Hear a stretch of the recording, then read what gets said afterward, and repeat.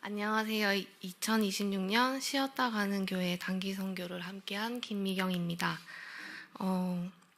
이번 태국 미얀마 단기 선교에서는 아이들의 꿈을 담을 수 있는 꿈부채를 함께 만드는 시간을 가졌는데요. 고래와 반짝이는 스티커뿐이었지만 넓은 바다를 헤엄치는 고래처럼 아이들의 꿈이 꼭 이루어지길 바라는 마음으로 준비했습니다. 길다면 길고 짧다면 짧은 5박 6일 동안 아이들의 꿈을 함께 응원할 수 있어서 감사한 시간이었습니다. 저는 이번이 두 번째 단기 선교였는데요. 25년도에 갔던 몽골에서는 물에 대한 감사함, 그리고 저에게 주어진 환경에 대한 감사함이 컸다면 이번 태국 미얀마 친구들과 함께한 시간은 나도 누군가의 꿈을 응원하고 나눌 수 있는 사람이라는 걸 깨닫게 해주었습니다. 그리고 사진으로만 보았던 28명의 친구들이 사용하는 화장실과 난민학교에 깔린 시멘트 바닥을 직접 눈으로 보았는데요. 특히 난민학교의 시멘트 바닥 위에서 프로그램을 진행하다 보니 아이들에게 정말 꼭 필요했던 공간이 잘 만들어졌다는 생각이 들었습니다. 미얀마 그룹홈과 난민학교, 그리고 태국 끄렁떠이 축구팀 친구들과 보냈던 시간도 너무 소중했지만 개인적으로 가장 기억에 남았던 건 프로그램을 위해 긴 시간 동안 함께 해주셨던 선교사님들의 감사 인사였습니다. 상담센터의 후원이 끊겨 문이 닫을 뻔한 상황이었지만 저희가 전달한 기부금 덕분에 센터를 지킬 수 있었다고 진심으로 감사해 하셨습니다. 제가 누군가에게 이렇게 진심 어린 인사를 받을 자격이 되는지 고민도 되었지만 이 인사는 저 개인이 아닌 도움을 주신 모든 언니들께 전하는 감사 인사를 대신 받았다고 생각합니다. 이렇게 전달받은 감사함이 제 이야기를 통해서 잘 전달될지는 모르겠지만 언니들의 소중한 마음이 도움이 필요한 분들에게 닿았다는 걸 꼭 전해드리고 싶었습니다.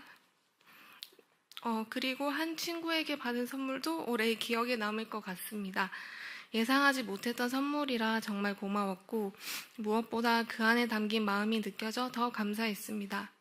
선교를 신청하기 전에는 늘 고민하며 시작하지만 언제나 나누는 것보다 채워 돌아오는 게 더 많은 시간인 것 같습니다. 이 따뜻한 마음 잊지 않고 늘 나눌 수 있는 사람이 되겠습니다. 감사합니다. 사와디카, 김보경카. 아직 태국물이 안 빠져서 한번 인사해봤습니다. 안녕하세요. 저는 김보경입니다. 저는 아주 특별한 여름 휴가를 태국 선교 봉사로 다녀왔습니다. 이번 봉사에서 풍선으로 꿈 왕관을 만드는 코너를 담당을 했는데요. 태국은 전통을 중시하다 보니 서양의 음악이나 미술 교육이 최근에서야 시작됐다고 합니다. 그래서인지 풍선을 처음 접해보는 아이들이 많았는데요. 서툰 손으로 왕관을 끝까지 만들고 쓰고 다니는 모습을 보며 큰 보람을 느꼈습니다.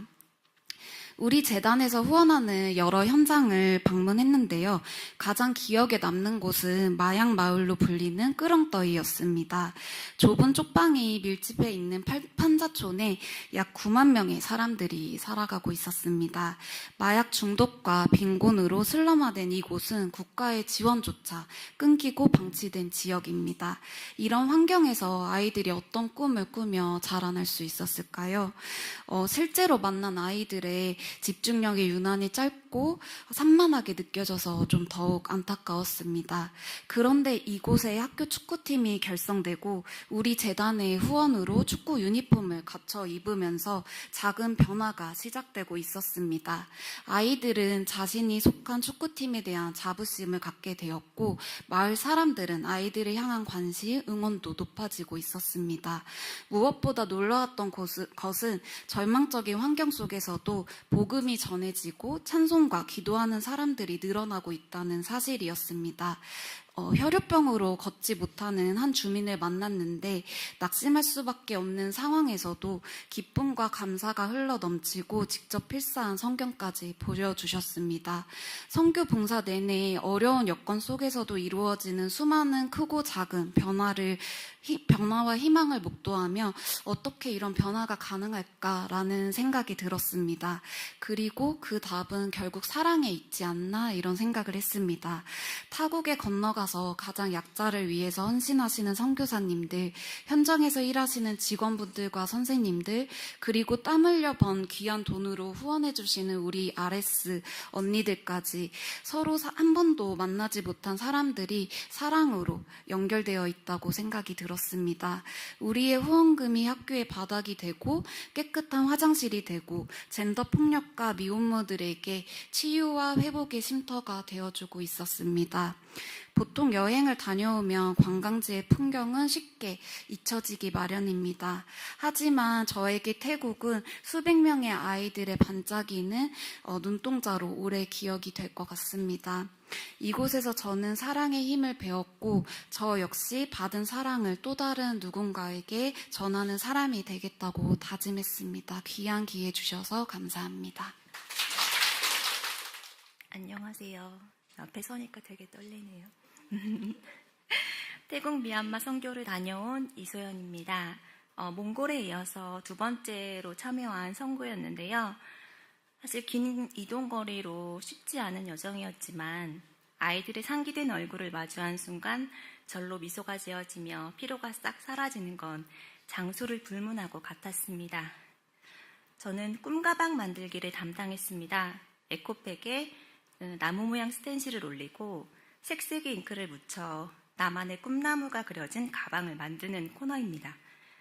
색상은 4가지뿐이고 몇 안 되는 스펀지에 잉크를 나눠 묻혀야 하는 열악한 상황이지만 아이들이 만들어낸 꿈나무는 어른의 상상력을 뛰어넘었습니다.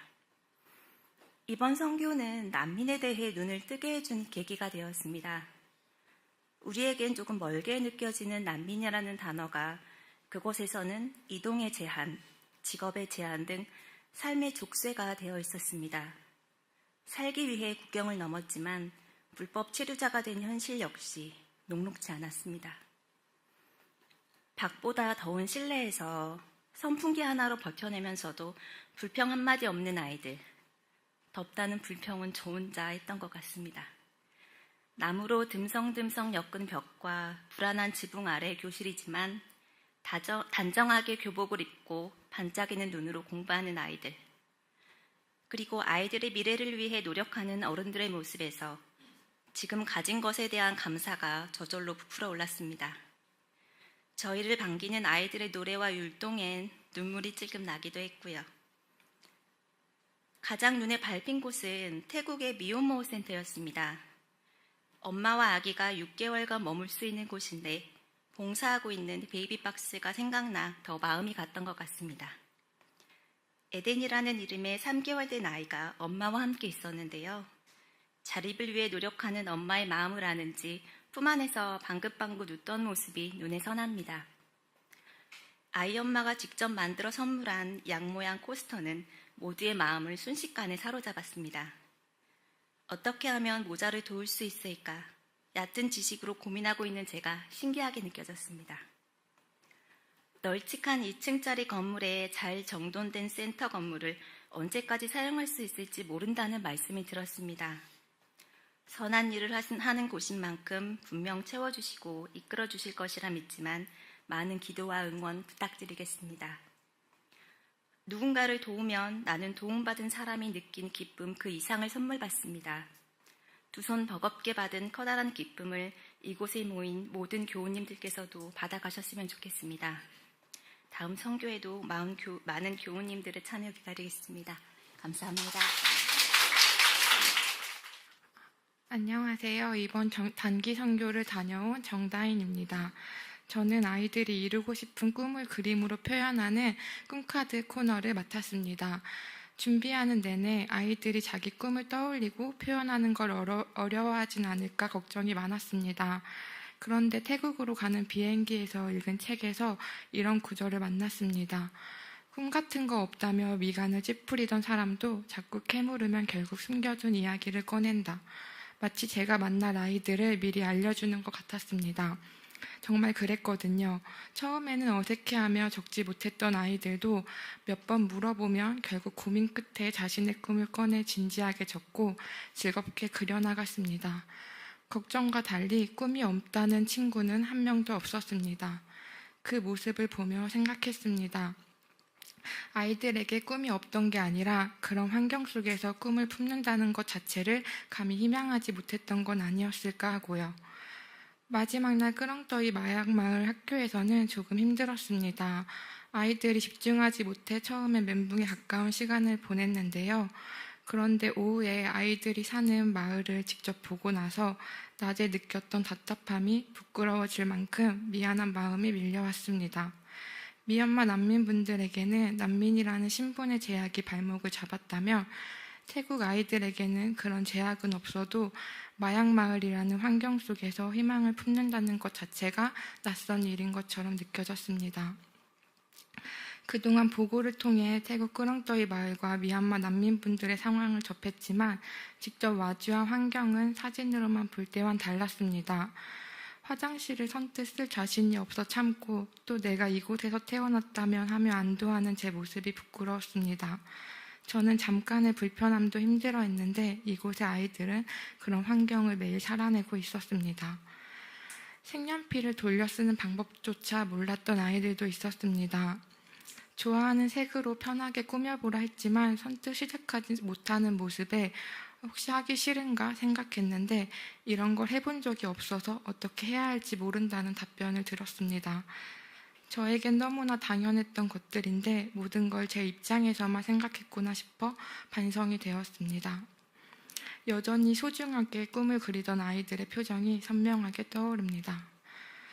선교를 마치고 나서 한 손엔 복음 들고 한 손엔 사랑을 들고 이 땅 구석구석 누비는 나라 되게 하소서라는 찬양 가사가 떠올랐습니다. 우리가 만난 아이들에게 진짜 필요한 건 그 두 가지를 함께 손에 쥐고 잠깐이 아니라 계속해서 삶 구석구석까지 찾아가 주는 것이라는 생각이 들었습니다. 저는 성인이 되고 나서야 교회를 다니기 시작했지만 학창시절 딱 한 번 친구를 따라 성경학교를 갔었는데요. 그때 만났던 선생님과 그때 느꼈던 따뜻함만은 여전히 기억합니다. 그 짧은 하루의 온기가 결국 제가 하나님을 만나게 된 씨앗이 된 건 아닐까 생각하는데요. 이번에 저희가 만난 아이들에게도 저희와 함께한 그 짧은 시간이 자신의 꿈을 그리고 하나님을 만나게 되는 씨앗으로 자라나기를 진심으로 바랍니다. 시간상 다 말씀은 못 드리지만 준비 과정부터 일정 내내 하나님이 함께 하심을 느끼는 순간들이 많았습니다. 함께 하신 하나님께 감사드리며 이 시간이 저희만의 기억이 아니라 이 아이들을 그리고 미얀마와 태국을 계속 기도하고 마음에 품는 시작이 되기를 소망합니다. 감사합니다.